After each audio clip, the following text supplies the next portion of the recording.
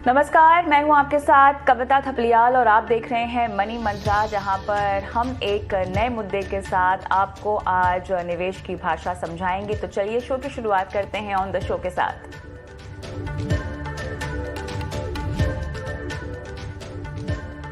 दो 2022 में चुनिए सबसे बेहतरीन टैक्स बचत विकल्प, कमाई भी और टैक्स छूट भी। मनी मंत्रा पर आज आपका टैक्स प्लानिंग इन्वेस्टमेंट। साथ ही आईसीआईसीआई के क्रेडिट कार्ड धारकों को नए साल में बढ़े हुए चार्ज का झटका। जानिए कहां और कितने बड़े हैं चार्ज।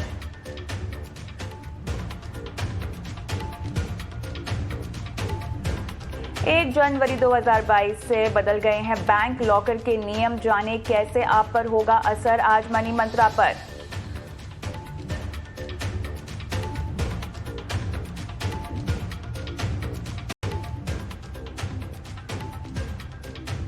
और आपके सवाल निवेश, इंश्योरेंस, लोन, क्रेडिट कार्ड से जुड़े हुए हैं तो अपने सवाल हमें व्हाट्सएप कर सकते हैं 9619873567 पर। आप चाहें तो सवाल हमें रिकॉर्ड करके भी व्हाट्सएप पर भेज सकते हैं।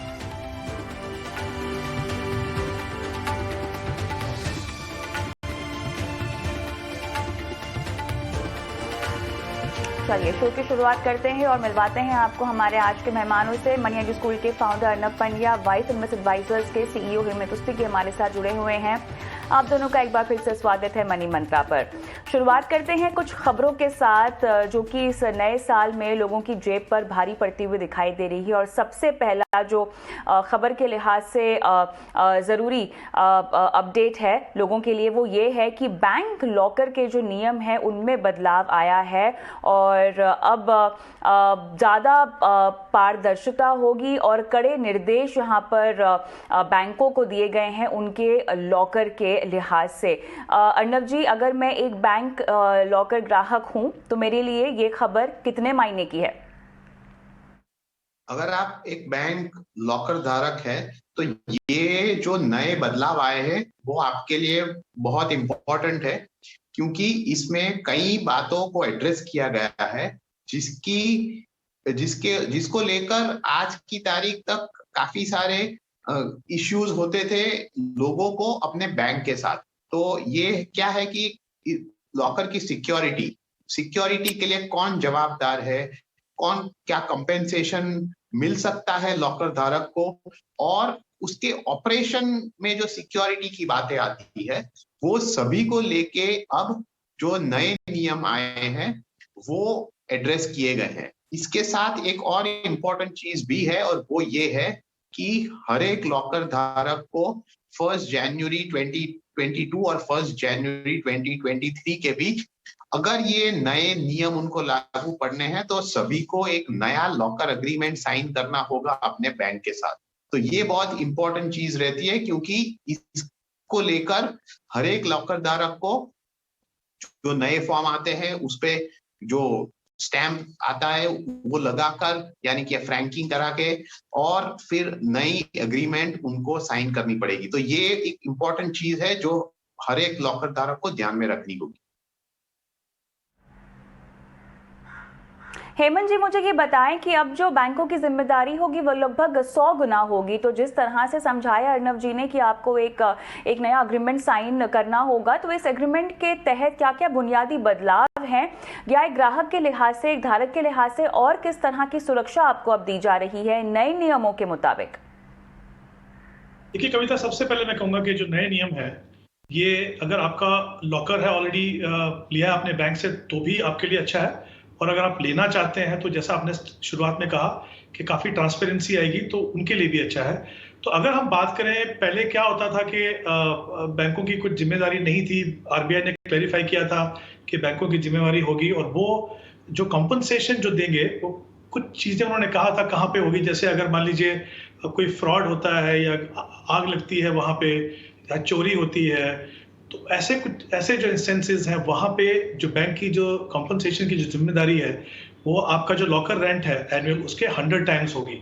तो मान लीजिए अगर आप 5,000 रुपीज लॉकर का रेंट दे रहे हो तो बैंक आपको कंपनसेट करेगा 5 लाख रुपए तक, बट उसके लिए जाहिर सी बात है कि आपको वो डॉक्यूमेंट ठीक से रखने होंगे, आपको ये प्रूव करना होगा, क्योंकि बैंक रखने के टाइम अगर उनको नहीं पता है कि आपने क्या रखा है तो ये जिम्मेदारी आपकी होगी। लेकिन उन्होंने ये भी कहा है साथ में कि अगर कुछ नेचुरल क्लैमिटी होती है, बाढ़ वगैरह आती है या कुछ और होता है, लाइटनिंग वगैरह से अगर कोई नुकसान होता है, उसमें बैंक की जिम्मेदारी नहीं होगी। तो ये समझने की जरूरी है कि अगर, और दूसरी बात यह कि अगर आप एज ए कस्टमर आपकी अगर वहां पे कहीं नेग्लिजेंस प्रूव होती है तो उस केस में आपको ये कॉम्पनसेशन नहीं मिलेगा। दूसरी बात जो एग्रीमेंट की हम बात कर रहे थे, सामने एक और चीज है कि जो बैंक जो है वो चाहे तो अगर 3 साल का जो रेंटल जो है 3 साल का जो लॉकर रेंटल है उसके बराबर की वो एफडी आपसे ले सकते हैं। बट ये भी कहा गया है कि जो एग्जिस्टिंग कस्टमर है जिनके पास लॉकर है, जो रेगुलरली रेंट पे कर रहे हैं, उनसे ये ना लिया जाए। तो ये एक चीज है। उसके अलावा ऑपरेशनल जो हम बात कर रहे हैं उसमें ये होगा कि जैसे आपके क्रेडिट कार्ड से कोई ट्रांजैक्शन होती है या आपके बैंक से कोई ट्रांजैक्शन होती है, वैसे ही अगर आपके लॉकर में आज जिस दिन आप ऑपरेट करते हो तो आपको एसएमएस और ईमेल आएगा कि आपने आज लॉकर को ऑपरेट किया है।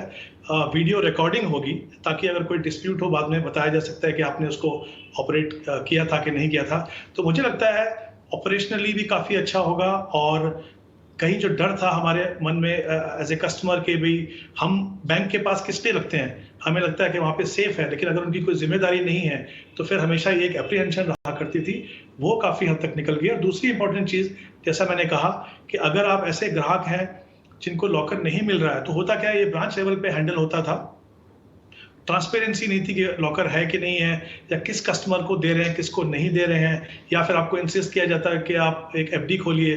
तो अभी एक सेंट्रल रिपोजिटरी बनेगी जहां पे बैंकों की जो ब्रांचेस हैं उनकी लॉकर की क्या सिचुएशन है वो आपको देखने को मिलेगी। और जो अगर आप अप्लाई करते हैं और अगर आपके को नहीं मिल रहा है तो उसका जो पूरा प्रोसेस है वो भी बिल्कुल ट्रांसपेरेंट है। आपको पता चलेगा कि आपकी एप्लीकेशंस का क्या हुआ, कब तक आपको मिलने की उम्मीद है। तो मुझे लगता है ये नए नियम जो है काफी अच्छा है। जी, लेकिन इसके अलावा अर्नब जी, बड़ा सवाल यहाँ पर यह भी है कि लॉकर्स तो आपको फ्री में मिलते नहीं हैं, लेकिन अब जब क्योंकि ये रिवाइज हो रहे हैं एग्रीमेंट्स और नई तरह के नियम यहाँ पे लागू किए जा रहे हैं जो कि आपके हित में ही है, आपकी बेहतर सुरक्षा के लिए ही है, तो क्या मेरे लिए अब लॉकर खरीदना, अगर मैं एक नया ग्राहक हूँ या मैं अब लेना चाहती हूँ अपने बैंक में लॉकर, तो वे नए एग्रीमेंट्स के तहत क्योंकि ज़्यादा बेहतर सुरक्षा मुझे मिल रही है, तो क्या मुझे ज़्यादा चार्जेस भी देने होंगे डिपॉजिट के लिहाज से या मेरे मंथली रेंटल के लिहाज से? सरकारी और निजी क्षेत्र के जो बैंक हैं क्या अलग अलग चार्ज करेंगे, ऐसा कुछ है? हर एक बैंक के पास ऑलरेडी जिसके पास लॉकर सिस्टम है, क्योंकि ये क्या होता है कि हर एक ब्रांच के पास लॉकर्स नहीं होते, सिर्फ वही फिजिकल ब्रांच जहां पर जो क्षमता है और इस प्रकार की जगह है वहीं पे लॉकर्स मिलते हैं। तो इसीलिए वो सभी ब्रांचेस जहां पर ऑलरेडी लॉकर सिस्टम है तो वो ऑलरेडी एक लॉकर रेंट चार्ज कर ही रहे हैं। अब ये जो नई गाइडलाइंस आई है वो more in terms of operational guidelines है, क्योंकि देखिए कि आपको ईमेल और एसएमएस के द्वारा जब आपका लॉकर ऑपरेट हो तो उसकी जानकारी देना, या सीसीटीवी कवरेज रखना लॉकर एरिया का ताकि सिक्योरिटी बढ़े, ये सब जो चीजें हैं वो एक सिंपल ऑपरेशनल गाइडलाइंस है। तो ऐसा नहीं है कि इसको लेके बैंक्स अपने लॉकर के चार्जेस रिवाइज करेंगे, लेकिन ये भी ध्यान रखना है कि बैंक रेगुलरली अपने लॉकर के चार्जेस रिवाइज तो करते ही है। तो और ये आप भी देखेंगे कि private sector banks, public sector banks, location, वो सबको ध्यान में रखते हुए ये रेंट जो लॉकर का है वो फिक्स किया जाता है। दूसरी बात ये भी है कि लॉकर का रेंट लॉकर के साइज के ऊपर भी निर्धारित होता है। तो हर एक ब्रांच जहां पर लॉकर हो वो आपको 3 या 4 साइज में लॉकर देंगे। तो आप कितना जगह या कितना बड़ा या कितना छोटा लॉकर ले रहे हो उस पर भी आधारित रहता है कि आप कितना रेंट दोगे।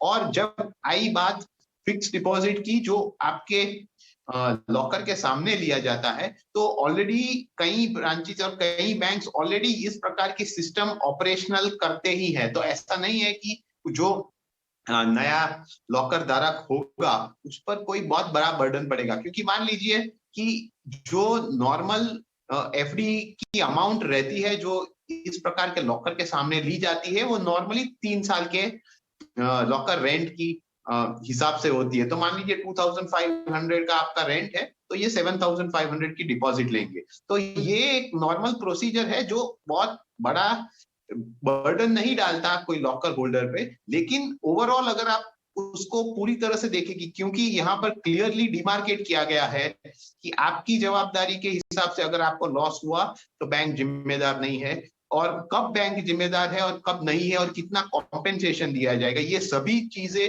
जब क्लियर हो गई है तो नए लॉकर धारक और एग्जिस्टिंग लॉकर धारक दोनों के लिए एक अच्छी ही बात है।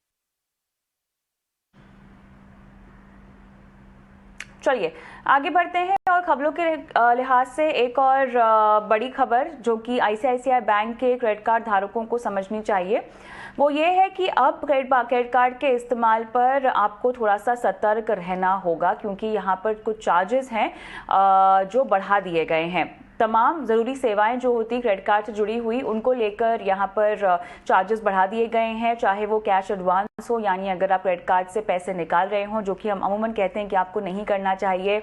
इसके अलावा अगर आपका जो ऑटो डेबिट है वो रिटर्न हो रहा है तो उसकी फ़ीस में इजाफा कर दिया गया है। ये तमाम तरह के लेट पेमेंट को लेकर भी अब चार्जेस बढ़ा दिए गए हैं। हेमंत जी, इस बढ़ोतरी को हमें कैसे देखना चाहिए? देखिए, कहीं ना कहीं आपकी जेब पर असर तो पड़ ही रहा है, लेकिन साथ ही बेहतर क्रेडिट कार्ड बिहेवियर मेंटेन करने में, डिसिप्लिन मेंटेन करने में इस तरह के जो बढ़े हुए चार्जेस है शायद आपकी सहायता भी करें। कैसे देखते हैं आप इस खबर को दोनों ही पहलू से? कहता हूँ, आई थिंक जो भी डिसीजन हुए हैं, जो ट्रांजैक्शन चार्जेस जो बढ़े हैं या जो भी चार्जेस बढ़े हैं, उसके दोनों पहलू हैं। क्लियरली अगर आप देखें कि पहले जो अगर आप कैश विड्रॉल करते हैं तो जो ट्रांजैक्शन चार्ज थे वो पहले भी 2.5% था, अभी भी 2.5% है, और जो मिनिमम जो पहले था वो 300 रुपये, अभी बढ़ा के उन्होंने उसको 500 कर दिया। तो कुछ ऑब्वियसली जो मिनिमम चार्जेस हैं वो बड़े हैं वहाँ पे, बाकी चार्जेस तो वही हैं। बट इंपॉर्टेंट चीज़ यहाँ पे ये है कि अगर आप क्रेडिट कार्ड से पैसा निकालते हैं तो आपको बहुत ही सतर्क रहना चाहिए। आपको तभी निकालना चाहिए जबकि बहुत ही जरूरी हो। छोटा अमाउंट अगर आप निकालते हैं, जैसे अगर हम इसी को हम एग्जांपल लें कि मिनिमम 500 रुपीज आपको पे करना, और आपने अगर कैश विड्रॉल किया 5,000 रुपीज, तो आपने 10% जो पैसा निकाला उसका 10% आपने एक ट्रांजैक्शन चार्ज के रूप में दिया। और इसके साथ ये मत भूलिए कि जिस दिन से आप पैसा निकालते हैं उस दिन से आप करीब एनुअलाइज 40% उसके ऊपर इंटरेस्ट पे करते हैं। तो बहुत इंपॉर्टेंट है। चार्जेस तो बड़े हैं, बात सही है कि आपको थोड़ा ज़्यादा देना पड़ेगा, बट आई थिंक कहीं ना कहीं ये भी अलर्ट रहने की ज़रूरत है कि इसको कभी भी आप इजी कैश समझ के कभी पैसा मत निकालिए। और दूसरी चीज़ ये कहा है कि अगर आपका चेक रिटर्न होता है तो उसके ऊपर जो जितना भी आपका जो क्रेडिट कार्ड का जो ड्यू है उसका 2% आपको होगा। यहाँ पे भी मिनिमम जो है वो 500 रुपीज़ है। अगेन डिपेंडिंग अगर आपका छोटा अमाउंट है और आपने अगर अपने फाइनेंसेस को ठीक से मैनेज नहीं किया और पेमेंट अगर नहीं किया तो ये चार्जेस जो है इन टर्म्स ऑफ परसेंटेज वो काफ़ी ज़्यादा हो सकते हैं। तो इम्पॉर्टेंट है कि हम इन चार्जेस को समझें। और क्रेडिट कार्ड के बारे में हमेशा कहा जाता है कि उसको अगर आप ठीक तरीके से यूज़ करें तो वो आपको मदद करता है कि अपनी क्रेडिट हिस्ट्री बनाएं, बट अगर ठीक से नहीं करें तो वो पहला स्टेप होता है, कहीं ना कहीं आप डेट ट्रैप में फंसेंगे। तो आई थिंक ये चार्जेस हैं, थोड़े हैवी जरूर हो सकते हैं, बट मुझे लगता है कहीं ना कहीं ये आपको प्रॉम्प्ट भी करेंगे कि आप सही फाइनेंशियल बिहेवियर रखें। एक चीज़ जो देखने में आ रही है वो है लेट पेमेंट को लेकर इन्होंने अपने चार्जेस जो हैं वो बढ़ा दिए गए हैं। और शुरुआत यहाँ पर 100 से 500 रुपये के बिल से ही हो रही है, जहाँ पर आपका जो लेट पेमेंट का फ़ाइन है वो 100 रुपये है। अगर आप 500 से 1000 के बीच की पेमेंट कर रहे हैं तो आपका जो फ़ाइन है वो 500 रुपये है। 5000 से 10,000 के बीच का आपका बिल है 750 रुपये आपकी लेट पेमेंट को लेके फ़ाइन है। 10,000 से 25,000 का तक का बिल है, और इसे चुकाने में अगर आप देरी कर देते हैं तो लगभग 900 रुपये लेट होगा, लेट पेमेंट की चार्ज लगेगी। 25,000 से 50,000 तक का अगर आपका बिल का अमाउंट है, इसको चुकाने में आप देरी कर देते हैं तो लगभग 1,000 रुपये आपको चुकाना होगा लेट पेमेंट फ़ीस के तौर पे। 50,000 से ज़्यादा के बिल पर अगर आप पेमेंट लेट करते हैं तो आपको 1,200 रुपये जो है लेट पेमेंट चार्ज के तौर पे चुकाना होगा। इन तमाम चार्जेस को देखते हुए अर्नब जी, क्या आपको लगता है कि बाकी दूसरे बैंक भी अपने क्रेडिट कार्ड पर इस तरह की चार्जेस या ट्रांजैक्शन फ़ीस लागू करेंगे? देखिए, आप अगर कोई भी बैंक देखें तो उसमें लेट पेमेंट फीस तो होती ही है। और लेट पेमेंट फीस क्या होती है? लेट पेमेंट फीस वो ये है कि आपका जो बिल का ड्यू डेट है, अगर आप ड्यू डेट के पहले नहीं भरते अपना बिल पार्ट या फुल, तो अगर आपने कुछ भी नहीं भरा है ड्यू डेट तक तो आपको ये लेट पेमेंट लग जाता है। अब मान लीजिए कि आपने ड्यू डेट के बाद भरा और फुल अमाउंट भरा, फिर भी आपको ये लेट पेमेंट फीस तो लगी जाएंगी। और अगर आपने लेट पेमेंट किया और फुल नहीं भरा तो आपको लेट पेमेंट फीस भी लगती है, और फिर जो हाई इंटरेस्ट रेट है वो भी उस पे शुरू हो जाता है। तो हर एक बैंक इस प्रकार का लेट पेमेंट फीस तो लगाती ही। लेकिन अच्छी बात ये है for a credit card holder कि अगर वो चाहे तो ये सभी से वो बच सकते हैं। और वो कैसे कि वो एक डिसिप्लिन्ड बिहेवियर के साथ, क्योंकि लेट पेमेंट फीस कब लगती है? जब आप ड्यू डेट तक पेमेंट नहीं करते। तो आपको as a matter of discipline यही करना है कि ऐसा नहीं है कि ड्यू डेट के एंड तक आप इसका इंतजार करें। 4 दिन, 5 दिन, 6 दिन पहले ही आप इसका पेमेंट कर सकते हैं, और आप इसी प्रकार से या तो ऑनलाइन पेमेंट कर दें या इस प्रकार का पेमेंट करें, ताकि ऐसा ना हो कि आपने, मान लीजिए कई बार क्या होता है कि चेक डिपॉजिट किया है लेकिन बैंक हॉलीडेज आने के लिए आपका पेमेंट एक्चुअली क्रेडिट नहीं हुआ या कोई और प्रॉब्लम हो गया। तो ऐसा प्रॉब्लम अवॉइड करने के लिए अगर आप डिसिप्लिन रहते हैं और थोड़ा जल्दी से ही पेमेंट करते हैं तो आपको ये पेमेंट फीस लगेगी ही नहीं। तो ये आपके हाथ में है, और as a credit card holder आपको ये सभी प्रकार के चार्जेस को अवॉइड करने के लिए डिसिप्लिन बिहेवियर पर ध्यान ज्यादा देना होगा। चलिए आगे बढ़ते हैं और अगला मुद्दा लेते हैं चर्चा का, जहां पर हम आपको बताने वाले हैं कि अगर आप last minute tax saving investment की जद्दोजहद से बचना चाहते हैं तो आज मनी मंत्रा आपको कुछ ऐसे इन्वेस्टमेंट्स बताएगा जिनमें निवेश करके ना सिर्फ आप मुनाफा कमा पाएंगे बल्कि आप अपने पोर्टफोलियो में रिटर्न की भी उम्मीद कर सकते हैं। और साथ ही अगर आप एक गोल बेस्ड इन्वेस्टमेंट के तहत इन निवेश विकल्पों को आप अलाइन कर ले तो हो सकता है कि कहीं ना कहीं आपके आर्थिक लक्ष्य को अचीव करने में, उसे पाने में ये तमाम इन्वेस्टमेंट विकल्प, इन्वेस्टमेंट ऑप्शंस आपकी सहायता भी करें, भले ही ये आपने टैक्स बचाने के लिए ही अपने पोर्टफोलियो में शामिल किए हो। तो कुछ विकल्प हमने चुने हुए हैं और इसमें सबसे पहले नंबर पर हेमंत जी ELSS आती हैं, इक्विटी लिंक सेविंग स्कीम, और हमने कुछ 6 स्कीम्स भी निकाल के हम स्क्रीन पे फ्लैश कर रहे हैं जहां पे हम 3 और 5 साल की परफॉर्मेंसेस भी बता रहे हैं। जहां मेरे एसेट टैक्स सेवर सबसे पहले पायदान पर है, 5 साल का रिटर्न अगर हम देखें लगभग 24% का है। Canara Robeco equity tax saver है, Axis long term equity, DSP tax saver, IDFC tax advantage, ये तमाम फंड्स हमने चुने हैं जो अपनी कैटेगरी में फिलहाल बेहतरीन परफॉर्म कर रहे हैं। कैटेगरी का एवरेज अगर हम देखें तो 5 साल में लगभग 17.73% का है। रिटर्न के लिहाज से तो इन तमाम स्कीम्स ने कैटेगरी को बीट किया है, लेकिन जब भी आप ELSS अपने पोर्टफोलियो में शामिल करें तो ये समझें कि 3 साल का लॉक इन होता है। SIP के जरिए अगर आप निवेश कर रहे हैं तो बहुत जरूरी है कि आप हर एक SIP को 3 साल पूरा होने दें। हेमंत जी, ELSS टैक्स सेविंग ऑप्शन आपके नजर में कैसा है? देखिए कविता, ELSS की बात करने से पहले एक इंपॉर्टेंट चीज कहना चाहता हूं, क्योंकि हम यहाँ बात कर रहे हैं टैक्स सेविंग इन्वेस्टमेंट्स की। देखिए किसी भी इन्वेस्टर के लिए इंपॉर्टेंट है कि जो टैक्स सेविंग इन्वेस्टमेंट है उसको अपने ओवरऑल पोर्टफोलियो का हिस्सा बनाएं। प्रॉब्लम क्या होती है कि हमने देखा काफी बार इन्वेस्टर जो है वो काफी समय तक इंतजार करते हैं और साल के जो एकदम फैग एंड में आखिर में जाके जो भी इन्वेस्टमेंट ऑप्शन मिलती है वहां पे इन्वेस्ट करते हैं। उनके लिए ये डिसाइड करना मुश्किल होता है कि इक्विटी ऑप्शन में जाएं। और सबसे अच्छी बात यह है कि आपके पास इक्विटी के भी ऑप्शन हैं, आपके पास डेट के भी ऑप्शन हैं। क्योंकि आप इसको अपनी ओवरऑल इन्वेस्टमेंट प्लान का हिस्सा नहीं बनाते हैं तो आपके लिए डिसाइड करना जरा मुश्किल होता है कि किस तरह की asset allocation with in tax saving में हो। तो मैं चाहूंगा कि सब निवेशक जो है जो टैक्स के लिए बचाना चाहते हैं उसको अपनी प्लानिंग का हिस्सा बनाएं, और जो भी इन्वेस्टमेंट है अगर आपको लगता है लॉन्ग टर्म में एलोकेट करना है तो वो भी करके आप अपने इसको अलाइन कर सकते हो। जहां तक ELSS की बात है, मुझे लगता है देखिए ELSS में इन्वेस्ट करने के बहुत सारे फायदे हैं। मुझे लगता है one of the most efficient investment option है किसी को टैक्स बचाने के लिए।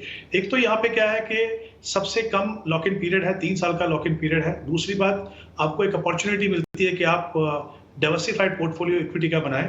तो अगर आप मान लीजिए एक फर्स्ट टाइम इन्वेस्टर हैं और चाहते हैं कि आप इक्विटी को देखें कि किस तरह से वो बिहेव करती है, किस तरह से परफॉर्म करती है, तो मुझे लगता है ELSS सबसे बेहतरीन ऑप्शन है।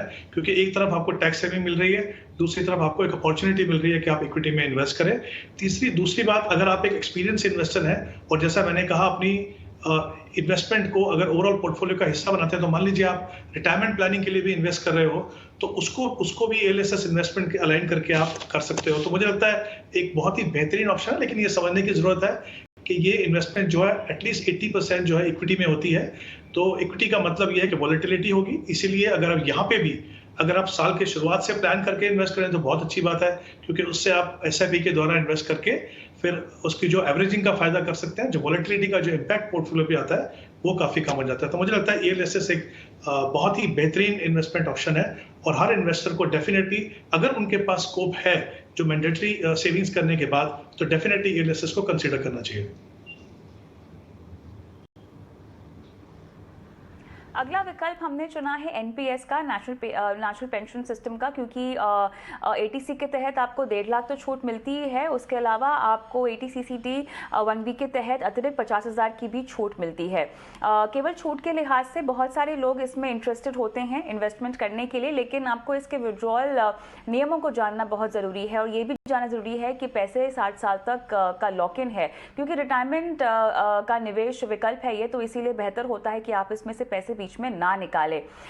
लेकिन कुछ एनपीएस की स्कीम के परफॉर्मेंसेस भी हम आपकी स्क्रीन पे फ्लैश कर रहे हैं, जहां पर तमाम तरह की स्कीम्स का 3 और 5 साल का परफॉर्मेंस आपको बता रहे हैं। इक्विटी फंड ने जहां पे 16.82% 5 साल में रिटर्न दिया है, कॉर्पोरेट बॉन्ड फंड ने लगभग 8.5%, गिल्ड फंड ने 8.25% और ऑल्टरनेट इन्वेस्टमेंट फंड्स ने लगभग 7.25% के आसपास का रिटर्न दिया है। अर्नब जी, रिटर्न्स के लिहाज से तो इतने इंप्रेसिव नहीं है एनपीएस को अगर हम इन्वेस्टमेंट ऑप्शन की तरह देखें तो, लेकिन फिर भी लोगों में इसका रुझान बढ़ रहा है पिछले कुछ सालों से। बहुत ज़रूरी है ये समझना कि आपकी स्कीम ऑफ चॉइसेस क्या है। केवल इन्वेस्टमेंट में आपको टैक्स छूट मिल रही है, इसीलिए अपने पोर्टफोलियो में इसको शामिल करें, ये शायद सही रणनीति नहीं होगी। रिटायरमेंट का इन्वेस्टमेंट विकल्प है तो उस लक्ष्य से तो आपको इसको जोड़ना ही होगा, लेकिन इसके अलावा किस तरह के निवेशक को आप किस तरह की स्कीम का चुनाव करने की सलाह देंगे, क्योंकि वो एक बहुत इम्पोर्टेंट क्राइटेरिया है। उसको अगर आप सही कर गए तो मेरे ख्याल से रिटायरमेंट का लक्ष्य अचीव कर पाना आपके लिए काफी आसान होगा।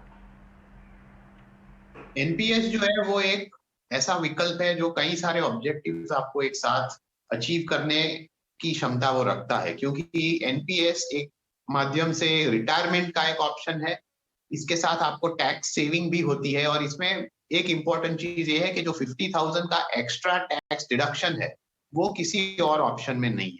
लेकिन सिर्फ एक इन्वेस्टर को टैक्स बेनिफिट के लिए एनपीएस में जाना सही नहीं होगा, क्योंकि टैक्स के साथ उनको ये भी देखना है कि उनके पूरे रिटायरमेंट प्लान में एनपीएस किस प्रकार की जगह बनाता है और क्या उसका रोल है। क्योंकि जब भी आप रिटायरमेंट प्लानिंग करें तो आप सिर्फ एक या दो इंस्ट्रूमेंट पर निर्भर ना रहे, लेकिन थोड़े मल्टीपल इंस्ट्रूमेंट्स अगर आप यूज करते हैं तो आपके लिए अच्छा रहेगा, क्योंकि हर एक रिटायरमेंट पोर्टफोलियो में डेट इक्विटी सभी का एक अच्छा मिश्रण होना चाहिए। तो दूसरी बात ये भी है कि एनपीएस में जब आप जाते हो तो क्योंकि ये एक रिटायरमेंट प्रोडक्ट है तो वहां पर एक 60 इयर्स तक अकाउंट में एक लॉक इन जैसा आ जाता है, तो आप वो पैसे को एक्सेस नहीं कर सकते। ये एक चीज भी ध्यान रखनी है। और तीसरी बात ये भी है कि जब आप उसमें से विड्रॉ करने जाते हो पोस्ट रिटायरमेंट, तब ऐसा नहीं है कि पूरी अमाउंट जो एक्यूमुलेट हो गई है वो आपको एक लमसम के तौर पे मिलेगी, क्योंकि सिर्फ 60% वहीं पे लमसम मिलेगा और 40% को आपको कंपल्सरी एक एन्युइटी यानी कि एक पेंशन में कन्वर्ट करना होगा। तो ये सभी चीजें हैं जो ध्यान में रखनी चाहिए। तो सिर्फ वही इन्वेस्टर जो अपने रिटायरमेंट गोल में एनपीएस के लिए उनके पास एक जगह है, वो उनको यहाँ पर निवेश करना चाहिए, और वही इन्वेस्टर जो इस प्रकार से लॉन्ग टर्म के लिए पैसा रख सके रिटायरमेंट के लिए और उसे एक्सेस न करना हो, वही इस प्रकार की फंड को देखे। दूसरी बात ये भी है कि अगर आपके पास काफी सारा लंबा समय है तो फिर आपको ये भी देखना है कि आपके ओवरऑल रिटायरमेंट प्लानिंग के पोर्टफोलियो में किस प्रकार का मिक्सचर है, किस प्रकार के म्यूचुअल फंड्स है, किस प्रकार की अलग डेट इंस्ट्रूमेंट्स है, ताकि वो देख के आप एक एनपीएस पे एक डिसीजन ले सके।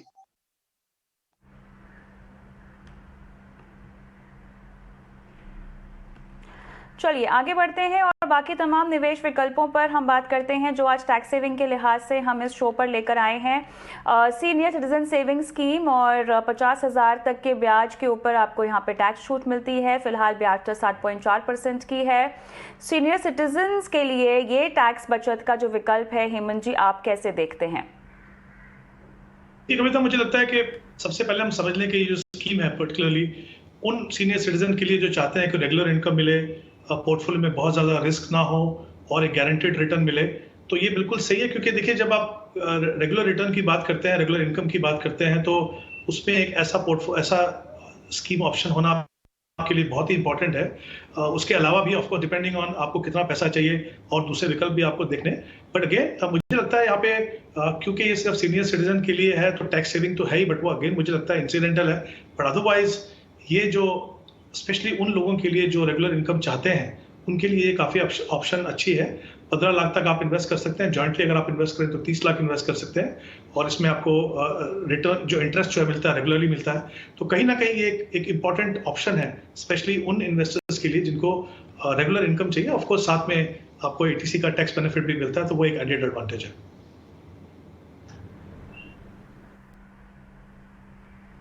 चलिए, इसी नोट पर हम रुकेंगे छोटे से ब्रेक के लिए, लेकिन ब्रेक के उस पार रुक करेंगे सवालों की ओर। बने रहें।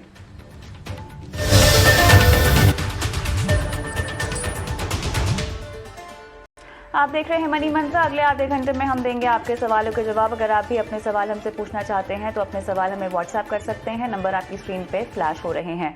मुकेश कुमार हमारे दर्शक फोन लाइन पर हमारे साथ हैं। नमस्कार मुकेश जी, कैसे हैं आप? आपका सवाल है, आपने घर खरीदना है 10 साल के बाद, किस बजट में आपने घर अपने लिए खरीदना है?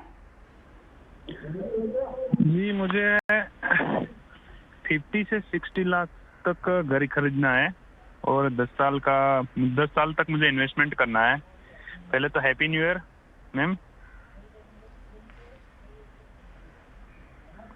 आपको भी नए साल की ढेरों शुभकामनाएं। मुझे ये बताएं, axis blue chip, UTI master share, HDFC index Nifty और एसबीआई का इक्विटी हाइब्रिड, आपने ये कब से खरीदा हुआ है, कब से निवेश कर रहे हैं इनमें? जी, मैं ये 21 फरवरी से इन्वेस्टमेंट कर रहा हूँ।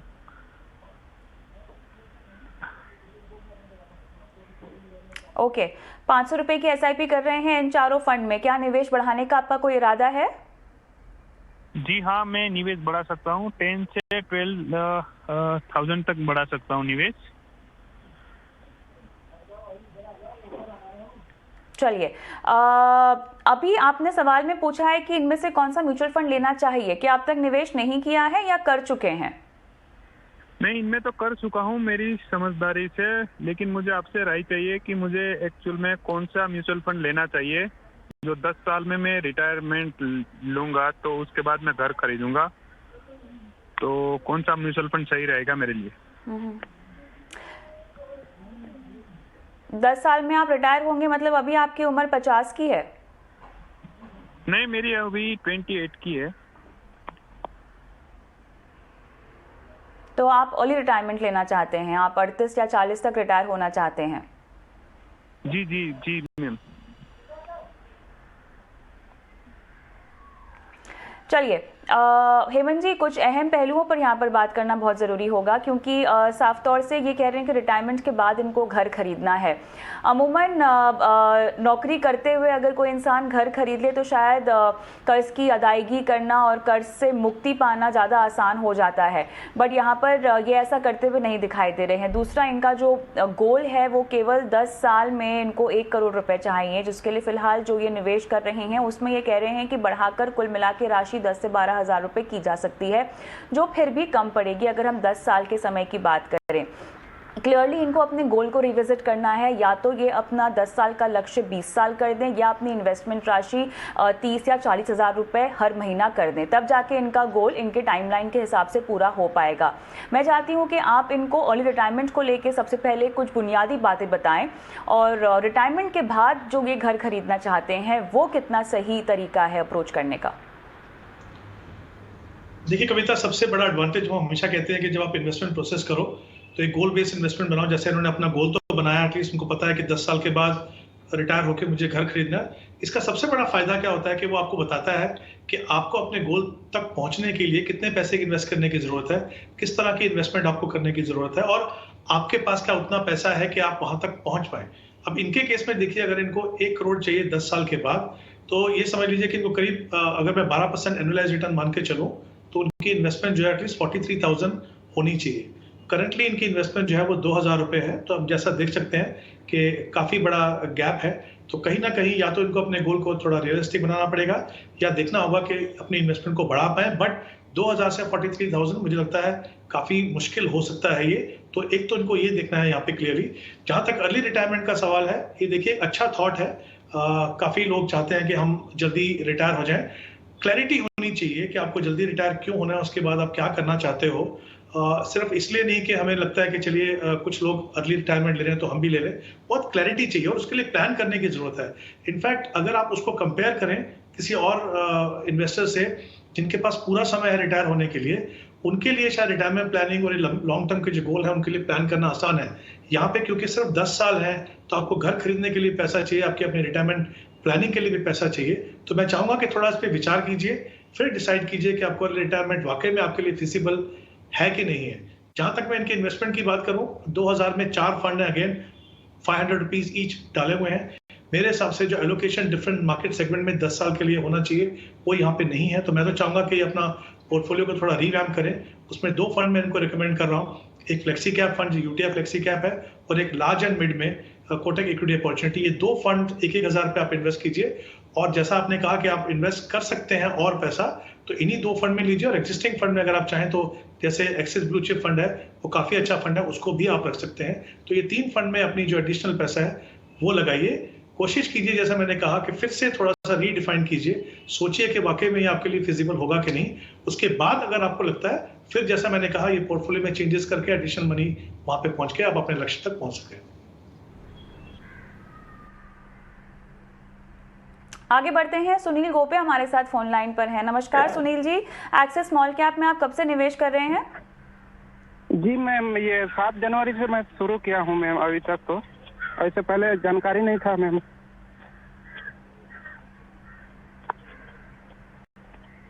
जी हेलो। 7 जनवरी पिछले साल से? जी मैम, ये 2022 से अभी मैं शुरू करने वाला हूँ।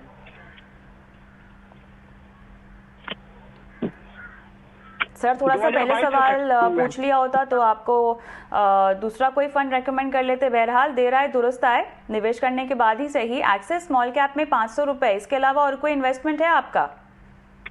जी मैम, मैं दोबारा शुरू करने वाला हूँ। एक है कैनरा रोबेको करके एक फंड है मैम, उसमें मैं 1000 रुपया से इन्वेस्ट करने वाला हूँ।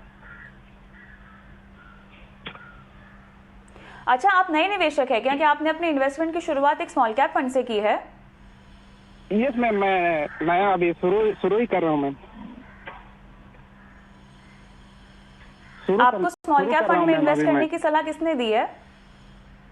जी मैंने यूट्यूब में देखा था मैम, और उसी से अभी जो मनी मंत्रा है वो यूट्यूब जो वीडियो था उसको देख के फिर उसमें मैंने अपना सवाल डाल दिया मैम। सर सवाल डाला वो तो अच्छा किया, लेकिन मनी मंत्रा में हमेशा हम आपको कहते हैं कि निवेश की शुरुआत आपको एक इस तरह के फंड से करनी चाहिए जो आपको बाजार में टिके रहने में आगे चलकर मदद करे। Small cap as a category बहुत ज़्यादा वॉलेटाइल होती है कि इन्वेस्टर को इन्वेस्टमेंट की शुरुआत इस कैटेगरी से कभी भी नहीं करनी चाहिए। और अगर आप करना भी चाहते हैं तो इसके अलावा कम से कम और 2, 3, 4 फंड्स पोर्टफोलियो में शामिल करें ताकि आपकी जो रिस्क है वो डाइवर्सिफाई हो जाए। अर्नब जी, क्यों स्मॉल कैप कैटेगरी आपका पहला निवेश नहीं होना चाहिए?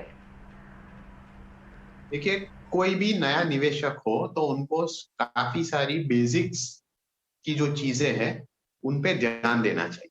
पहली बात ये कि आपको एक रेगुलर निवेश करना है, तो इसीलिए अगर आप सिस्टमैटिक इन्वेस्टमेंट प्लान के जरिए निवेश करते हो किसी भी फंड में तो ये आपके लिए बहुत अच्छी बात।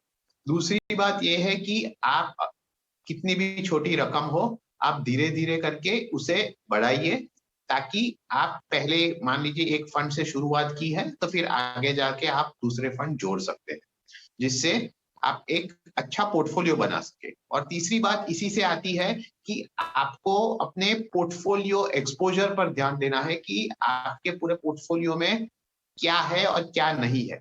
इसीलिए हम नॉर्मली यही कहते हैं कि जब आप शुरुआत करते हैं और आप खास करके जब एक नए निवेशक हो, तो आपको थोड़ा बाजार का एक्सपीरियंस हो, उसकी वॉलेटिलिटी का एक्सपीरियंस हो, तो उसे ध्यान में रखते हुए आपको एक लार्ज कैप फंड के साथ शुरुआत करनी चाहिए। अगर आप स्मॉल कैप जैसे फंड के साथ शुरुआत करते हैं तो वहां पर क्या होता है कि स्मॉल कैप एक तरफ एक वॉलेटाइल कैटेगरी तो है ही, तो उसमें जब समय अच्छा होता है, जैसे आपने पिछले 2 साल में देखा हुआ है, तो वहां पर रिटर्न्स बहुत अच्छे दिखते हैं। इसीलिए काफी लोग सिर्फ वो रिटर्न्स को देखते हुए ऐसा उन्हें लगता है कि ये फंड में या ये फंड कैटेगरी में आपको जाना चाहिए। लेकिन ये वॉलेटाइल उसी तरह की है क्योंकि जब आप बाजार को गिरते देखते हैं तब आपको यही देखने को मिलेगा कि स्मॉल कैप में ज्यादा गिरावट होगी। और दूसरी बात, ऐसा नहीं है कि सिर्फ उतार चढ़ाव के साथ इसमें इसका प्रपोर्शन ज्यादा है।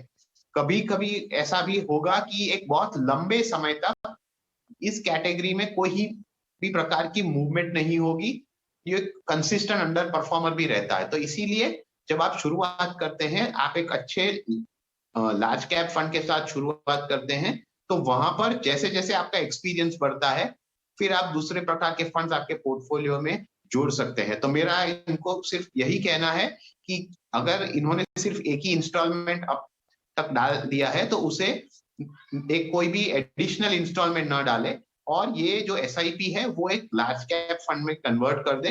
तो उसमें वो मिराई का लार्ज कैप फंड या कैनरा रेबको का ब्लू चिप फंड ये देख सकते हैं।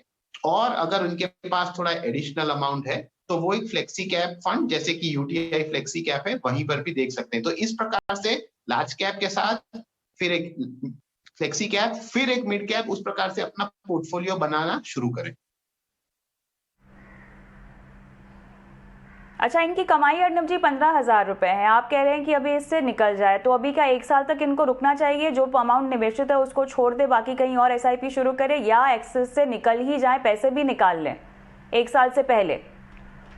नहीं, मेरे हिसाब से अगर वो पैसे भी निकाल लेते तो कुछ बहुत बड़ी बात नहीं, क्योंकि सिर्फ 500 रुपीज गए हैं, क्योंकि उन्होंने कहा कि अभी जनवरी 22 यानी कि 2-3 दिन पहले ही उन्होंने एक इंस्टॉलमेंट डाला हुआ है, तो अभी तक सिर्फ 500 रुपीज गए। तो इस पे अगर मान लीजिए एक एग्जिट लोड लगेगा भी तो वो इन एक्चुअल टर्म्स बहुत नहीं होगा, तो इसमें से भी वो निकल सकते हैं और सीधा अब इन लार्ज कैप के साथ वो सभी यहाँ से ट्रांसफर कर सकते हैं।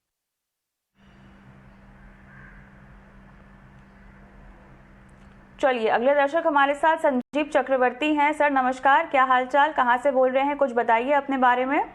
सर मैडम, पहले तो happy new year to all of you, and I am calling from Pune, and I am 54 आपको भी नए साल की ढेरों शुभकामनाएं। Thank you madam, thank you very much. Ma'am, I have already written to you, मेरे को क्या चाहिए, मैं I am just 54 and my tenure is around 5 to 7 years and I don't have any liability. So I want to make a good corpus around 2.5 to 3 CR. मेरा SIP capacity around 1.25 to 1.5 जो मैं ये जनवरी से start करना चाह रहा हूँ, और मेरा पास down payment cash 50 to 60 lakh available है जो मैं इन्वेस्ट करना चाहता हूँ। आई नीड योर सजेशन, तो इसको कैसे SIP में कन्वर्ट करें। मेरा कुछ स्टडी के हिसाब से मैंने कुछ स्टडी किया, उस हिसाब से मैंने ऐसा डिसाइड किया that HDFC Sensex, Parak Flexi Fund, Axis Blue Chip, Kotak Equity Opportunity Fund, every fund around 25 to 30,000 rupees per month लेने के लिए मैं प्लान कर रहा हूँ, लेकिन अभी तक स्टार्ट नहीं किया SIP। स्टार्ट करने का पहले आपका सजेशन चाहिए मुझे। संजीव जी, मुझे बताएं कि आपका ये जो कॉर्पस है, इसी से आपकी रिटायरमेंट के बाद की जिंदगी गुजरेगी क्या? आपको कुछ मंथली भी पैसे चाहिए होंगे इस इन्वेस्टमेंट से? No, this is for my retirement plan, and ये छोड़ के मेरा पेंशन फंड के लिए जो प्लानिंग मेरा है वो ऑलरेडी कर चुका मैं। दिस इज प्योरली, इसमें से मुझे को मंथली नहीं चाहिए, मेरे को वो corpus just around 5 to 7 years के बाद मुझे चाहिए, अराउंड 2.5 to 3 CR। चलिए, 5 से 7 साल के बाद इनको 2.5 से 3 करोड़ रुपए चाहिए। फिलहाल इनके पास 50 से 60 लाख रुपए हैं। हेमंत जी जो ये कह रहे हैं कि निवेश करने में इनको दिलचस्पी है, कुछ रिसर्च वर्क भी इन्होंने खुद की है। बताएं, अभी तो रिटायर होने में ये इनके पास लगभग 6 साल हैं। हेमंत जी, रिस्क फिर भी क्या ले सकते हैं? ये इनका बंदोबस्त पेंशन का तो हो चुका है। 5 से 7 साल के लिए कितना अग्रेसिव इक्विटी पोर्टफोलियो इनको बनाना चाहिए? देखिए कविता, किस तरह की आपकी एसेट एलोकेशन है वो डिपेंड करता है अगेन कितना समय आपके पास और आपकी रिस्क प्रोफाइल क्या है। अगर मैं देखूं जिस स्टेज पे ये हैं अभी, 5 या 6 साल इनके पास रिटायरमेंट के लिए हैं, बहुत लंबा समय नहीं है। स्पेशली जब वो बात कर रहे हैं कि हम हर महीने SIP के द्वारा इन्वेस्ट करें, तो उनकी एवरेज होल्डिंग पीरियड जो है वो हार्डली 2-2.5 साल या 3 साल रहेगा अगर ये 6 साल के लिए इन्वेस्ट करते हैं। ये समझना बहुत जरूरी है। 6 साल का टाइम होराइजन है, लेकिन क्योंकि आप हर महीने इन्वेस्ट कर रहे हो तो आखिर की जो इन्वेस्टमेंट है उनको बहुत लंबा समय नहीं मिलेगा, तो आपकी जो एवरेज होल्डिंग पीरियड रहेगा 2.5 या 3 साल रहेगा। ऐसे समय में मुझे लगता नहीं, स्पेशली अगर आप फर्स्ट टाइम इन्वेस्टर है म्यूचुअल फंड में, बहुत ज्यादा एग्रेसिव पोर्टफोलियो नहीं बनाना चाहिए। आपको उन फंड पे फोकस करना चाहिए जहाँ पे जो आपकी एसेट एलोकेशन जो है वो डायनेमिकली जो है वो मैनेज हो। फंड मैनेजर जो है मार्केट लेवल देख के इक्विटी में बढ़ाए या उसको कम करें। उस तरह के जो फंड है, जैसे बैलेंस एडवांटेज फंड है या जो equity aggressive equity hybrid fund है, वो आपको मेरे हिसाब से देखने चाहिए। हालांकि आपने कहा कि रेगुलर इनकम की आपको जरूरत नहीं है यहाँ से, लेकिन इवन कॉर्पस बिल्डअप करने के लिए भी बहुत ज्यादा रिस्क मत लीजिए, स्पेशली अगर आप फर्स्ट टाइम इन्वेस्टर और इस स्टेज पे। तो कुछ फंड मैं आपको बता रहा हूँ, जैसे कोटक इक्विटी हाइब्रिड फंड है या फिर निपॉन बैलेंस एडवांटेज या ICICI प्रू बैलेंस एडवांटेज। एक चीज मैं और कहना चाहूंगा कविता, शायद इन्होंने कहा कि जो SIP जो कर रहे हैं वो शायद लमसम के थ्रू कर रहे हैं, लमसम का जो इन्वेस्टमेंट है उसी को यूज करने वाले हैं। अगर ऐसा है तो फिर मैं चाहूंगा कि आप, क्योंकि समय आपके पास ज्यादा नहीं है, तो आपका एक मिक्स स्ट्रैटेजी होना चाहिए कि कुछ पैसा जो है 40% के करीब एटलीस्ट आप लमसम लगाएं और बाकी पैसा सिस्टमैटिक ट्रांसफर प्लान के द्वारा लगाएं। तो मुझे लगता है वो बेहतर रहेगा, क्योंकि अगर आपके पास लमसम है और फिर आप उसको स्प्रेड करते हो 5 साल में, तो आप काफी कम समय दे रहे हो अपने पोर्टफोलियो को बिल्ड करने के लिए। तो ये 2 चीज मैं चाहूंगा आप देखें, ताकि आप सही तरीके से इन्वेस्ट कर सकें और आपका जो रिस्क रिटर्न जो बैलेंस होना चाहिए प्रोफाइल में वो सही रहेगा। कितने रिटर्न की उम्मीद ये कर सकते हैं? Kotak equity hybrid, Nippon balance advantage और ICICI प्रू बैलेंस एडवांटेज आप इनको रेकमेंड कर रहे हैं। अगर ये लमसम भी करना चाहते हैं इन तीनों फंड्स में, तो किस एलोकेशन को फॉलो करना चाहिए in terms of proportion? Hemant ji, देखिए क्योंकि हम बात कर रहे हैं एसेट एलोकेशन को डायनेमिकली मैनेज करने की, दूसरी बात हम बात कर रहे हैं एक मिक्स है लमसम और रेगुलर इन्वेस्टमेंट का over the next 5 to 6 years, तो मुझे लगता है कि 10 से 12% का रिटर्न ये एक्सपेक्ट कर सकते हैं इस तरह के पोर्टफोलियो से। एनुअलाइज की बात करूं,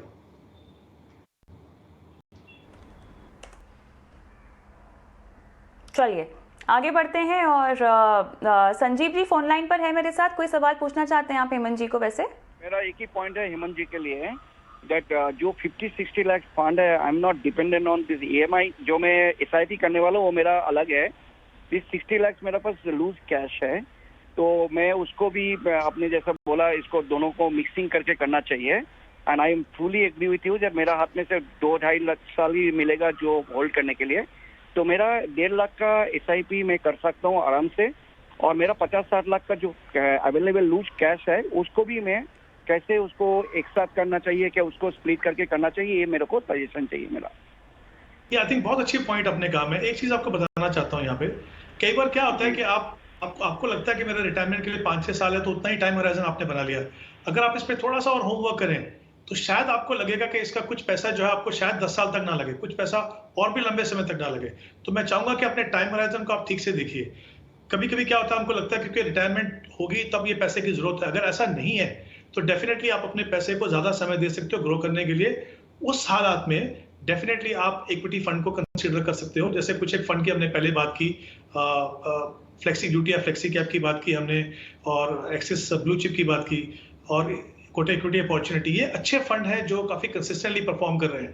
तो एक तो समय जो आपको दे रहे हैं उसको थोड़ा सा आप अगर देख लें, हो सकता है कि शायद आपके पास 6 साल से ज्यादा भी समय हो, क्योंकि ऐसा नहीं है कि रिटायरमेंट के बाद जैसा आपने कहा रेगुलर इनकम आपको ऑलरेडी मिल रही है, इस पैसे की आपको जरूरत पड़े या ना पड़े। तो अगर ये थोड़ा सा आप कर लें, एक तो जैसे मैंने कहा मिक्स कीजिए लमसम और सिस्टमैटिक का। दूसरा, अगर आप SIP के लिए आप ज्यादा समय दे सकते हो तो डेफिनेटली कुछ इक्विटी फंड आप अपने पोर्टफोलियो में बना सकते हो।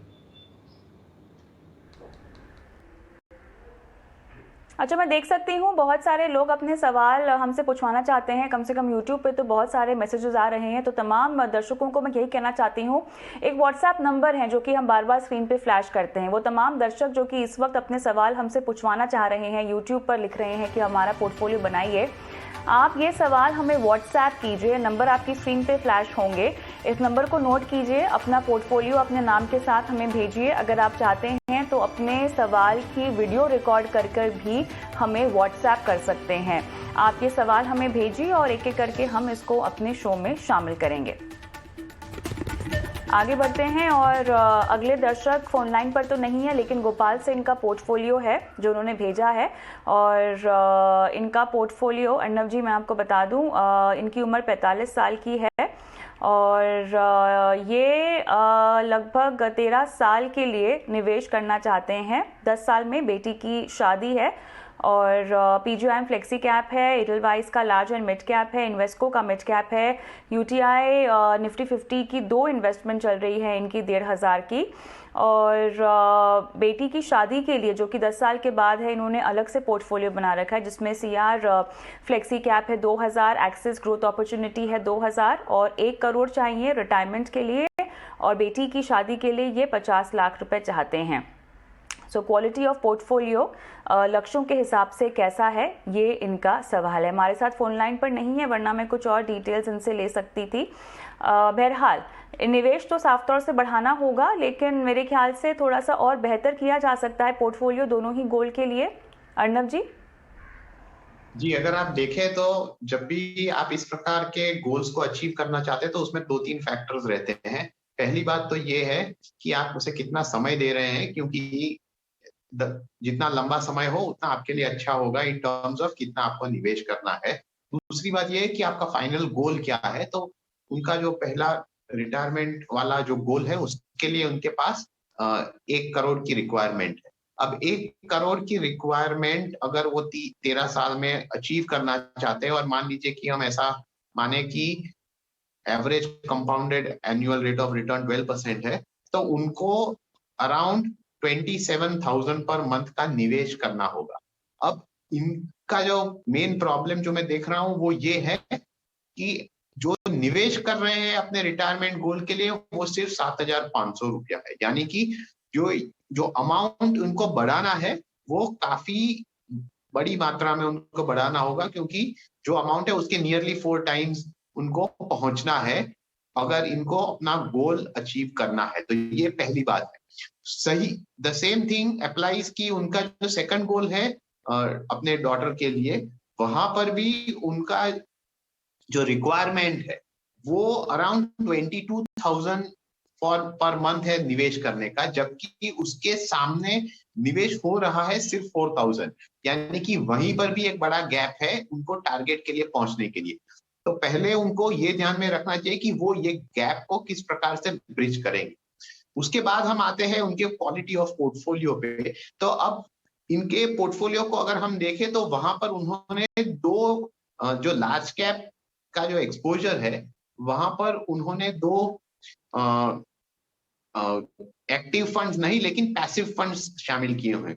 तो मेरा मानना ये है कि क्योंकि उनके पास समय अच्छा है, लंबा है, तो यहाँ पर एक ये पैसिव फंड से वो एक एक्टिव फंड में चले जाए, ताकि उनको जो फंड मैनेजर अल्फा जनरेट करते हैं उसकी क्षमता के चांसेस वहां पर ज्यादा है, तो वहां पर उसका बेनिफिट मिले उनको। क्योंकि इनका जो गोल है वो थोड़े स्लाइटली एग्रेसिव पोर्टफोलियो से हो सकता है, लेकिन उनकी एज को देखते हुए उनको बहुत ज्यादा रिस्क नहीं लेना है। तो जो टिंकरिंग करना यानी कि जो बदलाव करते हैं वो इन terms of exposure with in the portfolio करने पड़ेंगे। तो मेरा उनको कहना यह है कि इनके पास एक मिड कैप फंड है, एक फ्लेक्सी कैप फंड है, तो ये सब एक्सपोजर अच्छी तरह उन्होंने बनाया हुआ है, तो वो फंड्स भी अच्छे हैं। लेकिन जो लार्ज कैप का एक्सपोजर है वहां से वो मूव करके कैनेडा रोबेको ब्लू चिप जैसे फंड में चले जाएं, ताकि यहाँ पर उनको अच्छा बेनिफिट हो। एज फार एज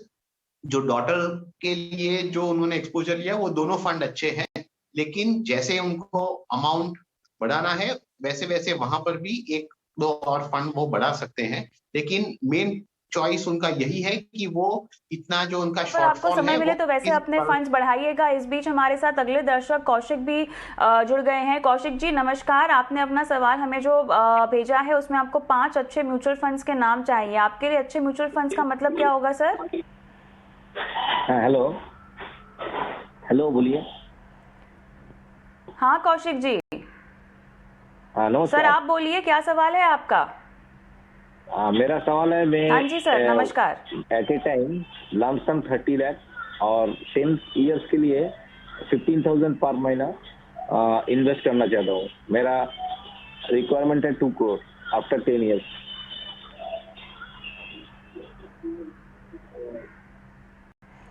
आप पहली बार इन्वेस्टमेंट रणनीति बना रहे हैं? नहीं, मैं 10 साल से मैं इक्विटी में इन्वेस्ट कर रहा हूँ म्यूचुअल फंड के द्वारा। इसके पहले भी मेरा इन्वेस्टमेंट है। अच्छा, क्योंकि आपने 5 अच्छे म्यूचुअल फंड्स के नाम हमसे मांगे हैं तो हम वही सोच रहे थे कि शायद कोई नया निवेशक होगा, लेकिन आप तो काफी एक्सपीरियंस इन्वेस्टर लग रहे हैं। तो अच्छे म्यूचुअल फंड से क्या मतलब है आपका? 2021 में मार्केट से मैं निकल गया था, अभी मैं कैश में हूँ। ठीक है। अरे नहीं, चलिए, अपनी टीवी की आवाज बंद कर लीजिएगा और मुझसे फोन पर बात कीजिएगा। लेकिन चलिए हेमंत जी, मेरे पास समय केवल 2 मिनट का ही रह गया है। कौशिक जी की सहायता आप कैसे करेंगे? देखिए कविता क्लियर है, इन्होंने कहा कि इनके पास 30 लाख रुपए लमसम है, 15,000 रुपए ये हर महीने SIP से इन्वेस्ट कर सकते हैं। इनका टारगेट जो है 10 साल के बाद 2 करोड़ है। वहां तक पहुंचने के लिए 30 लाख के अलावा इनको करीब 40,000 रुपए हर महीने इन्वेस्ट करने होंगे 2 करोड़ तक पहुंचने के लिए। तो अगर इनका लक्ष्य वही है तो डेफिनेटली उनको रीवर्क करना होगा कि किस तरीके से जो गैप है दोनों का वो जितना जल्दी हो सके उसको पूरा करें।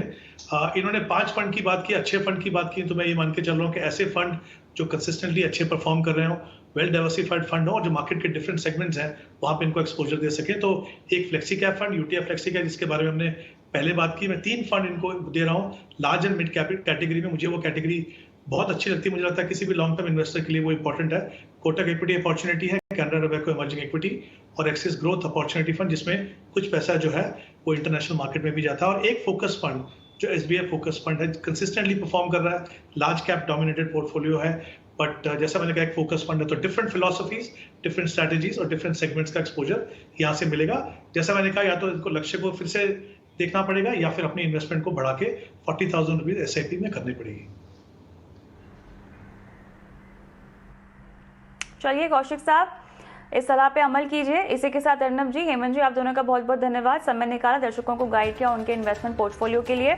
मनी मंत्रा में आज मुझे भी इजाजत दें, लेकिन आप सबको बता दें कि आपके सवाल भी शो में आप पूछ सकते हैं। आपको व्हाट्सएप करना होगा, तमाम सोशल मीडिया प्लेटफॉर्म्स पे शो जाता ही है, तो आप चाहे तो हमें अपना सवाल DM भी कर सकते हैं।